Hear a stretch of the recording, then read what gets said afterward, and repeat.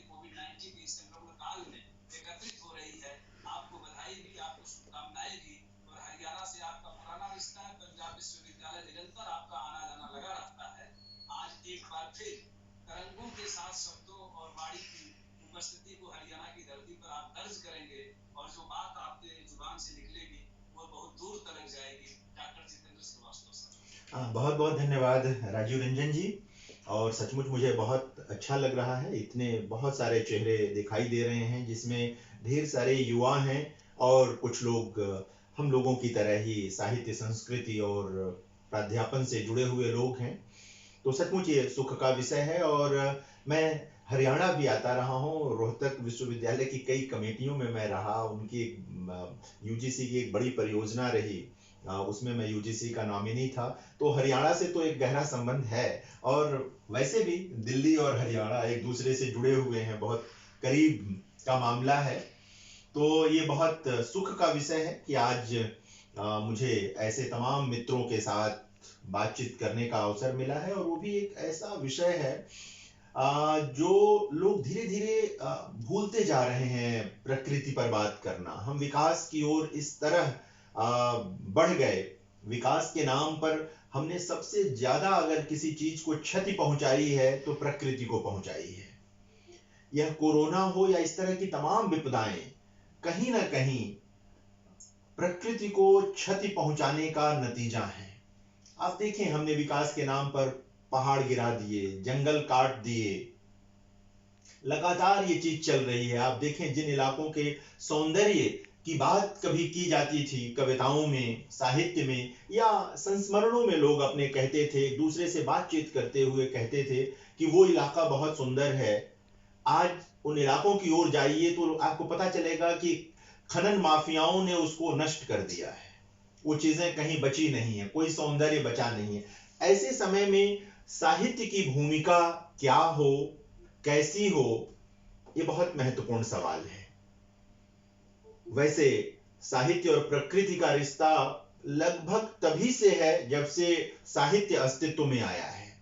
अगर हम मौखिक साहित्य की भी बात करें तो जितने लोकगीत आप सुनेंगे, आप देखें, लोकगीतों का तो सीधा संबंध ही प्रकृति के साथ, श्रम और प्रकृति के साथ जुड़ा रहा। लोकगीत सीधे श्रम और प्रकृति से निश्रित हैं, वहीं से पैदा हुए हैं। आप कटाई के गीत सुनिए, आप किसी चीज के, मतलब आप रोपनी के गीत सुनिए, जो रुपया की जाती है जब आप धान की फसल लगाते हैं। आप देखें कि उनका मामला श्रम और प्रकृति से किस तरह जुड़ा हुआ है, और वो कैथारसिस करने वाली चीजें हैं, आपका विरेचन करती हैं वो कविताएं। उन श्रमिकों का तो करती ही हैं जो उसको गाते हुए काम कर रहे होते हैं खेतों में, या स्त्रियां जो घर में काम करते हुए गाती रही उन्हें लंबे समय तक। हालांकि धीरे धीरे अब लोकगीतों की परंपरा भी खत्म हो रही है, हम लोग बहुत तेजी से, हम लोगों का नगरीकरण हुआ है। तो नगरीकरण तो अच्छा है, लेकिन परंपरा में हर चीज बुरी नहीं होती, परंपरा में बहुत सारी चीजें ठीक भी होती हैं, उनको बचाने की भी जरूरत है। जैसे लोकगीत, इनको बचाने की जरूरत है। हाँ, ये हमारी एक तरह से कह सकते हैं ऐसी धरोहर है जो जीवंतता प्रदान करती है, जो हमें आगे बढ़ने में मदद देती है। प्रकृति के रिश्ते का ही मामला रहा होगा कि हमारे एक बड़े कवि पंत ने कभी कहा होगा, बल्कि बार बार हम लोग उद्धृत करते हैं कि वो कहते हैं कि प्रेयसी से संवाद है, और उसमें वो कहते हैं कि मैं इस प्रकृति का जो सौंदर्य है ये सब छोड़ करके कैसे तुम्हारी ओर आ जाऊं, कैसे तुम्हारी ओर बढ़ जाऊं। तो आप सब जानते हैं कि पंत मूलतः पहाड़ों के रहने वाले थे, अब जिसे उत्तराखंड कहते हैं, वो वहां कौसानी के रहने वाले थे। बाले तेरे बाल जाल में कैसे उलझा दूं लोचन, जब वो कहते हैं, और साथ साथ वो पूरा प्रकृति का वर्णन करते हैं।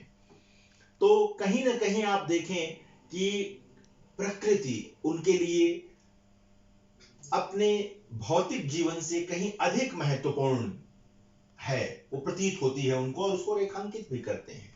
उनकी कविताएं आप गंगा पर लेकर जो उन्होंने कविताएं लिखी हैं, नौका विहार जैसी उनकी जो कविताएं हैं, वो सिर्फ मतलब ऐसा नहीं है कि कविता है और आप पढ़कर निकल जाएं। वो प्रकृति का जो कह सकते हैं सघन चित्रण करते हैं पंत, तो क्यों करते हैं?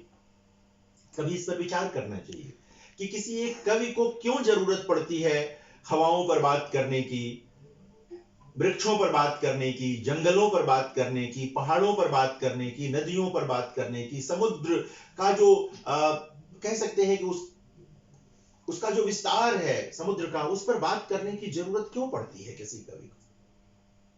क्योंकि कवि, आज ही मैंने सुबह सुबह एक स्टेटस लगाया है कि कविता मनुष्यता की प्रार्थना है।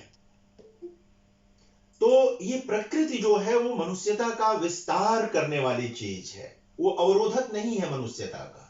प्रकृति हमें अपने औदात्य से यह सीख देती है कि कैसे मनुष्य को अपने औदात्य का विकास करना चाहिए, कैसे अपने भीतर औदात्य लाना चाहिए, बड़प्पन लाना चाहिए, औदात्य बड़प्पन लाना चाहिए, अपने हृदय को विशाल बनाना चाहिए, अपने जीवन में अन्य के लिए स्पेस बनाना चाहिए।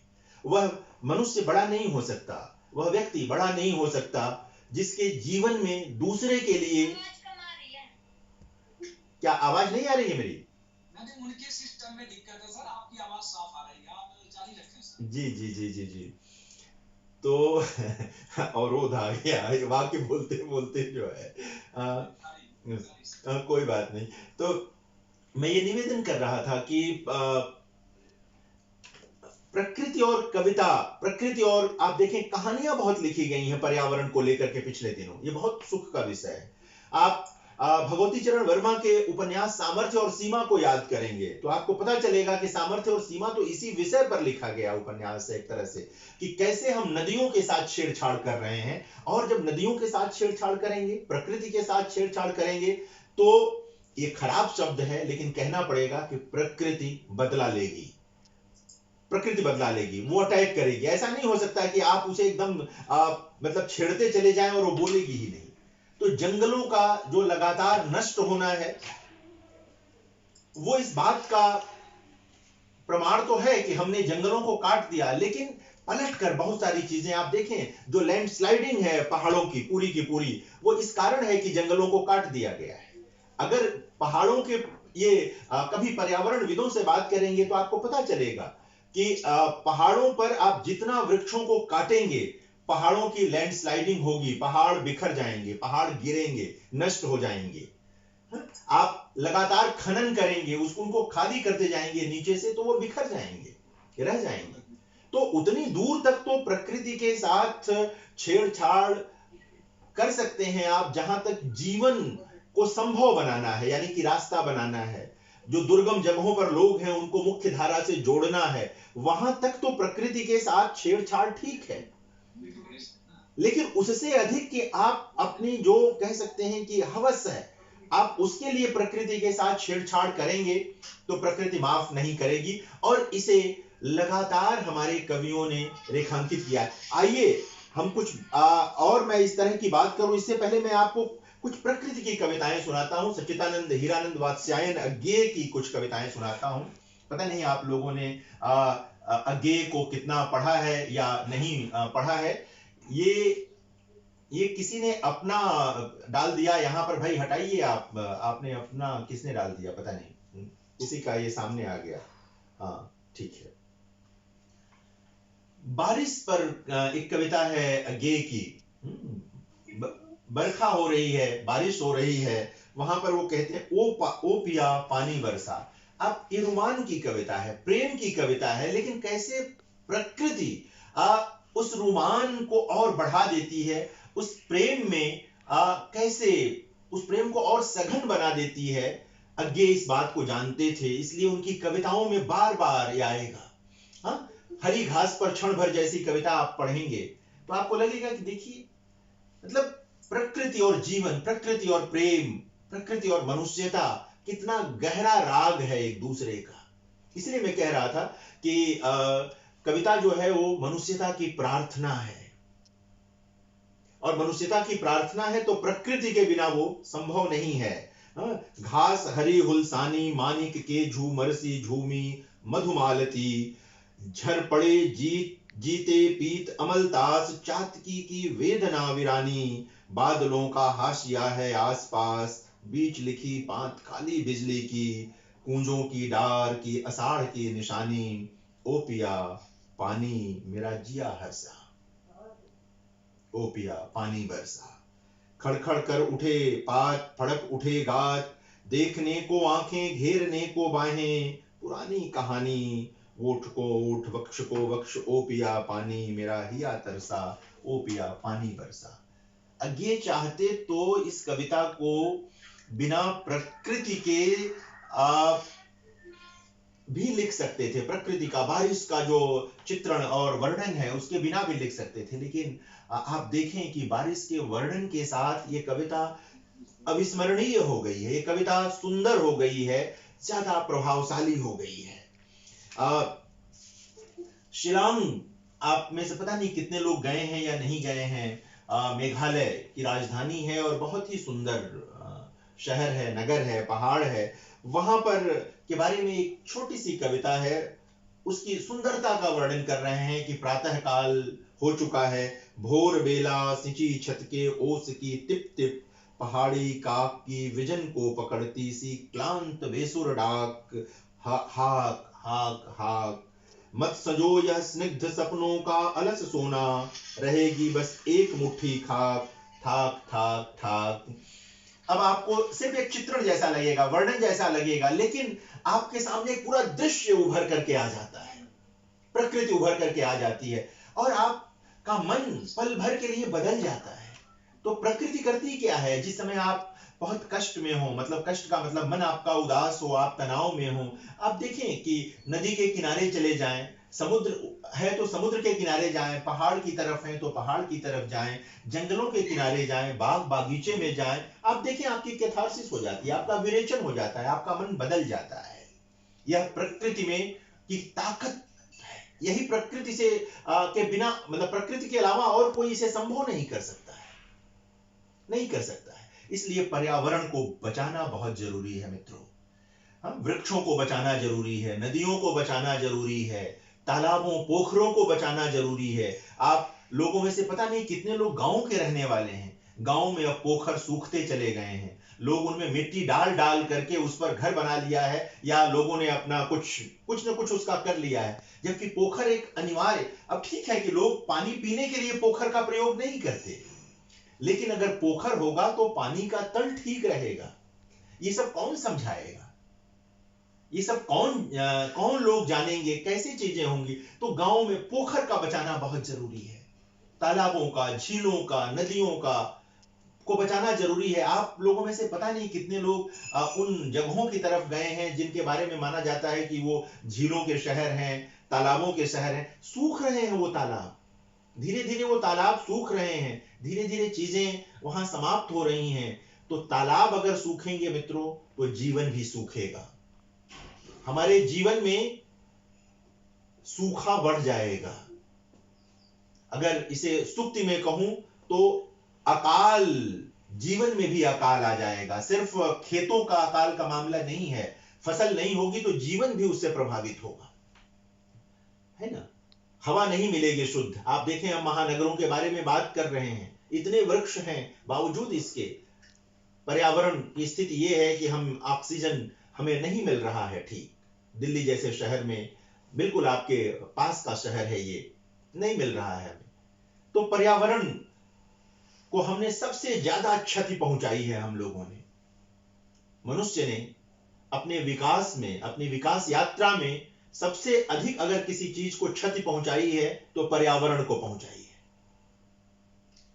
हम सब जो लोग सोच रहे हैं, समझ रहे हैं, जिनका गहरा कंसर्न है, जो ये महसूस करते हैं कि इसकी रक्षा की जानी चाहिए, हमें वृक्षों के बारे में, नदियों के बारे में, इन सब के बारे में जिनका मैं जिक्र कर रहा हूं, सोचना चाहिए। और साहित्यकारों ने लगातार सोचा है। केदारनाथ सिंह की कई कविताएं आपको मिलेंगी जहां पर आपको वो कविताओं का संदर्भ दूसरा होगा, लेकिन उसमें प्रकृति आएगी, प्रकृति का कोई ना कोई तत्व आएगा, नदियों का प्रसंग आएगा। कविताओं में हो सकता है कि नदियों का प्रसंग ऐसे भी आए, जैसा कि अभी राजीव जी कह रहे थे कि हम लोग उस इलाके से हैं जहां एक फसल ही हम काट पाते हैं, यानी दूसरी फसल नदियों की भेंट चढ़ जाती है। बावजूद इसके नदियों को बचाना जरूरी है। बांध बांध लीजिए इस तरह से कि किसानों की फसल भी रहे और नदियां भी रहें। तो किस तरह प्रकृति के साथ हमें तालमेल बिठाना है, न कि इतने विशाल बांध बांध दिए जाएं कि शहर ही डूब जाएं, नष्ट हो जाएं, लोग उजड़ जाएं। इस तरह की स्थिति, छोटे छोटे बांध भी हम बांध सकते हैं अपने विकास के लिए, और इस तरह के प्रयोग दुनिया भर में हुए हैं। हमारे वहां भी कई बार हुआ है और वो सफल रहा है।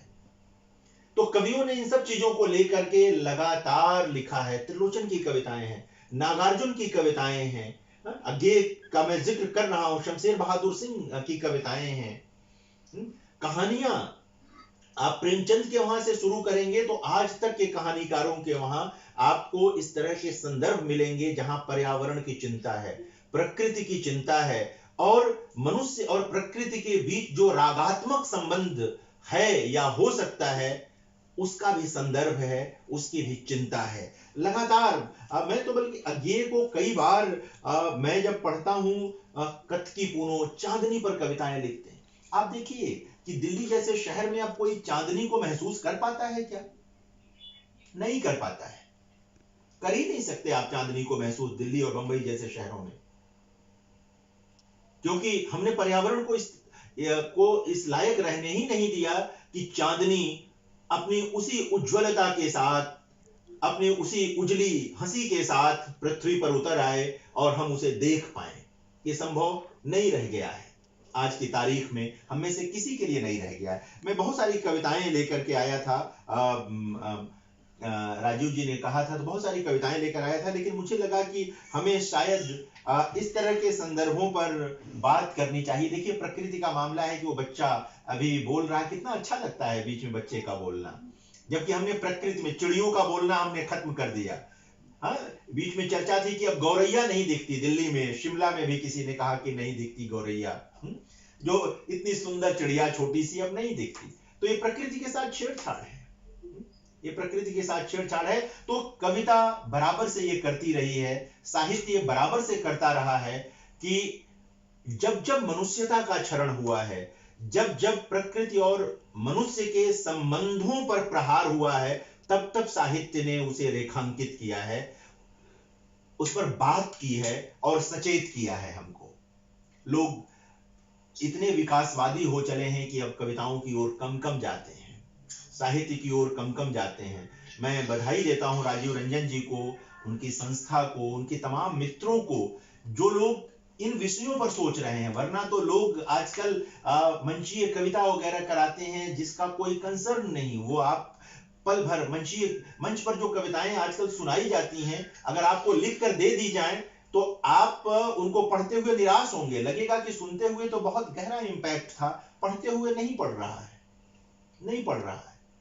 तो अब जरूरी है कि वे लोग भी जो किन्हीं कारणों से व्यावसायिक मंचों पर हैं साहित्य के, वे भी ये भूमिका निभाएं। वो ज्यादा लोगों तक पहुंचते हैं, वो लोग ज्यादा बड़ी भूमिका निभा सकते हैं। अब प्रसंग अमावस्या का, चांदनी का, पुराने आप अशार देखें, शेर देखें, आप उर्दू साहित्य की ओर देखें तो उनमें भी आपको प्रकृति के सौंदर्य का, मिर्जा गालिब के वहां भी है, मीर के वहां भी है। जब पंखड़ी गुलाब की सी है, मीर कहते हैं, तो ये प्रकृति से ही तो साक्ष्य लिया है। प्रकृति में अगर ये साक्ष्य होगा नहीं तो आएगा कहां से? तो ये बड़ा दायित्व है कि हम पर्यावरण के बारे में सोचें, उसी तरह सोचें जिस तरह हम अपनी सांसों के बारे में सोचते हैं, क्योंकि अगर पर्यावरण दूषित होगा तो सांसें दूषित हो जाएंगी, और सांसें दूषित होंगी तो फिर कोई दवा नहीं बचा पाएगी, कोई इलाज नहीं है। तो इस अर्थ में मैं बार बार एक शब्द कहता हूं कि विज्ञान जो है वो तन की औषधि है और साहित्य मन की औषधि है। तो साहित्य जो ये मन की औषधि है, इस औषधि को सिरहाने रखिए, 2-4 किताबें अपनी रैक में जरूर रखिए, चाहे किसी भी तरफ चले जाइए, जीवन के, विज्ञान, टेक्नोलॉजी, कहीं भी जाइए, सिरहाने रखिए कुछ किताबें, साहित्य रखिए, और किसी चीज के बारे में सोचिए या न सोचिए, 2-4 पेड़ों के बारे में जरूर सोचिए, पानी के बारे में जरूर सोचिए, संबंधों के बारे में जरूर सोचिए, क्योंकि जब भी हम इन पर विचार करेंगे निश्चित तौर पर हम लोग आगे बढ़ेंगे। एक कविता है, मैं केदार जी की एक कविता सुनाता हूं आपको केदारनाथ सिंह की, जो हमारे समय के बड़े कवि, जिनका जिक्र किया राजीव जी ने, मेरे गुरु भी, मतलब आमने सामने के भी गुरु रहे, कविता में भी गुरु, हर जगह गुरु रहे। वो उनकी एक कविता है जिसमें वो माँ से बात करते हुए कहते हैं कि मैं अपना ये तुलसी का जो पौधा है वो कहाँ रोप दूं। ये चिंता कहाँ है, हम अपने बच्चों को कहाँ सिखा पाते हैं ये? या तो हम उसका कोई धार्मिक संदर्भ दे देते हैं या कुछ दे देते हैं। एक प्राकृतिक संदर्भ रखिए, पर्यावरण का संदर्भ रखिए। पौधों से प्रेम करना सिखा नहीं पाते हम अपनी नई पीढ़ी को। न कविता से प्रेम करना सिखा पाते हैं, न पौधों से प्रेम करना सिखा पाते हैं। हम सिर्फ पैसे से प्रेम करना सिखा रहे हैं। हम सिर्फ कुछ इंजीनियर डॉक्टर टाइप की चीज बन जाओ, इससे प्रेम करना सिखा रहे हैं, जबकि जरूरत यह है कि हम आरंभिक तौर पर बच्चों को कुछ साहित्य से, कविता से, पर्यावरण से, इनसे, पौधों से, इन सबसे प्रेम करना सिखा दें। अन्य चीजों से तो वो प्रेम कर लेंगे, जीवन की अपनी जब जरूरतें आएंगी तो वो पढ़ लेंगे, नौकरियां अर्जित कर लेंगे, वो सारी चीजें आ जाएंगी। मैं वो कविता मेरे सामने आ जाए तो मैं सुनाऊं, कहाँ गई वो कविता। बहरहाल जो मैंने आपसे जिक्र किया कविता वही है कि जिसमें अपनी माँ से कहते हैं कि माँ सारी चीजें हैं और ये मैं कैसे करूं सारी चीजें। एक मिनट बस। एक कविता है केदार जी की जिसमें वो कहते हैं कि सूर्य जो है वो नमक की तरह हमारे भीतर घुल रहा है। ये तो तभी संभव होगा ना जब हम पर्यावरण को ठीक रखेंगे, सूर्य की किरणें हम तक पहुंच पाएंगी। अगर वो पहुंच ही नहीं पाएंगी तो हम लोग क्या करेंगे? तो ये तमाम चीजें हैं मित्रों। आज मुझे लगता है कि आप लोगों के पास रहेगा। एक केदार जी की एक कविता में एक पंक्ति आती है, क्वार की तंबियाई धूप में। अब क्वार की धूप ही अपना ही जानेंगे, क्वार ही नहीं जानेंगे तो कैसे रिश्ता बनेगा प्रकृति के साथ आपका? तो अब हम लोग बहुत अपरिचित हो चले हैं प्रकृति के साथ, पर्यावरण के साथ। तो और पर्यावरण की समझ का भी हमें विस्तार करना होगा। पर्यावरण माने सिर्फ एक पौधा लगाना नहीं है। पर्यावरण, जैसा मैंने कहा कि पोखरों का संरक्षण भी जरूरी है। इसी भारत देश में तमाम इलाके ऐसे हैं जहां पानी नहीं है, पानी का भयानक संकट है। तो यह पर्यावरण के साथ रिश्ता बनाने से ही संभव होगा। और कविताएं ये करती रही हैं, साहित्य ये करता रहा है। इसीलिए मैं कह रहा था कि कविता या साहित्य मात्र जो है वो मनुष्यता का प्रोटोप्लाज्म है, मनुष्यता का जीव द्रव्य है। अगर कोई विज्ञान का व्यक्ति होगा इसमें तो वो जानता होगा कि प्रोटोप्लाज्म की क्या भूमिका होती है, जीव द्रव्य की क्या भूमिका होती है। तो साहित्य को सिर्फ एक सामान्य इबारत मान करके न छोड़ें, कविता को एक सामान्य इबारत मान करके न छोड़ें, बल्कि लगातार उस पर विचार करें, सोचें। अब हमारे चारों तरफ जो है सूर्य के बारे में कह रहा था ना, वह रोटी में नमक की तरह प्रवेश करता है। इस तरह की पंक्तियां संभव हो पाई हैं साहित्य में विचारों से। बनारस पर जो केदार जी ने कविता लिखी है उसे कभी पढ़िए।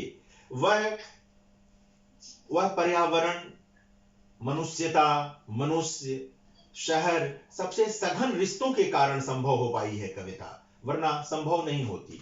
वे कवि जो अपने को प्रकृति से, समाज से बहुत काट कर रखते हैं, उनकी कविता न उनके समय में प्रासंगिक रहती है न उनके बाद के समय में प्रासंगिक होती है। प्रासंगिक वही होते हैं जो अपने समय, समाज और प्रकृति से गहरे जुड़े होते हैं। इसीलिए तमाम सीमाओं के बावजूद भक्त कवि जो हैं वो हमारे कंठ में बसे हुए हैं। आप भक्त कवियों को पढ़िए, देखिए उनके वहां उपादान मिलेंगे, प्रकृति के ही मिलेंगे आपको। लगातार सब कुछ जो मिलेगा, साक्ष्य मिलेगा, उपमाएं, रूपक, वो सब मतलब अधिकतर उसमें से प्रकृति से उठाते हैं। हमारे समय के कवि धीरे धीरे ये भूल गए क्योंकि उनका रिश्ता ही नहीं रह गया है प्रकृति के साथ। वो पर्यावरण का मतलब वृक्ष लगाने पर कविता लिख देंगे, ये नहीं है। लिखिए, वृक्ष लगाने पर भी कविता लिखिए, लेकिन और बहुत सारे संदर्भ हैं, उनको देखिए। आंख का पानी भी बचाइए और धरती का पानी भी बचाइए, क्योंकि आंख में भी पानी जरूरी है, और धरती पर भी पानी जरूरी है। हाँ? अपनी दृष्टि की हरियाली बचाइए और पृथ्वी की हरियाली भी बचाइए। अगर दृष्टि में हरियाली नहीं होगी तो आप जीवन को नहीं समझ पाएंगे, और पृथ्वी पर हरियाली नहीं होगी तो हम बहुत सारी चीजों से कट जाएंगे, नष्ट हो जाएंगे। तो दृष्टि की हरियाली, धरती की हरियाली, आंखों का पानी, पृथ्वी का पानी, है ना। अपने जो सपने हैं, निजी सपने भी बचाइए और सामाजिक सपने भी बचाइए, और जितना भी संभव है मित्रों, अपने जीवन में अन्य के लिए अवकाश पैदा कीजिए, अन्य के लिए जगह बनाइए। साहित्य यही सिखाता है और कुछ नहीं सिखाता। साहित्य मनोरंजन की चीज नहीं है। प्रेमचंद ने ठीक कहा था 1936 में कि साहित्य सोए हुए लोगों को जगाता है, और सोए हुए लोगों के जगाने का मतलब जो श्रम करके सोया है उसको जगाने की बात नहीं है, जिसकी चेतना सो गई है उसको जगाने की बात है। श्रम करके सोया हुआ व्यक्ति तो सृष्टि का सबसे सुंदर दृश्य है। कुदाल चलाता हुआ व्यक्ति खेत में दृश्य सबसे सुंदर दृश्य है। जो श्रम करते हुए लोग हैं, स्त्री या पुरुष, उनसे अधिक सुंदर कुछ भी नहीं है, कुछ भी नहीं है, क्योंकि वो प्रकृति के साथ, मनुष्यता के साथ, मनुष्य के साथ निरंतर रागात्मकता का विस्तार कर रहे होते हैं। तो आज राजीव जी के नाते ये बातचीत संभव हो पाई। किसी दिन और इसी तरह के किसी विषय पर बहुत विस्तार से बात होगी। आज मुझे लगता है कि थोड़ी बहुत बातें जो मैं कर पाया शायद आप लोगों के काम आए। बहुत बहुत धन्यवाद राजीव जी। बहुत बहुत आभार डॉक्टर साहब कि जिस तरह से अपने समग्र बातचीत में आपने कहा कि आंखों का पानी बचाना उतना ही जरूरी है जितना धरती का पानी बचाना जरूरी है। कालिदास की एक बात याद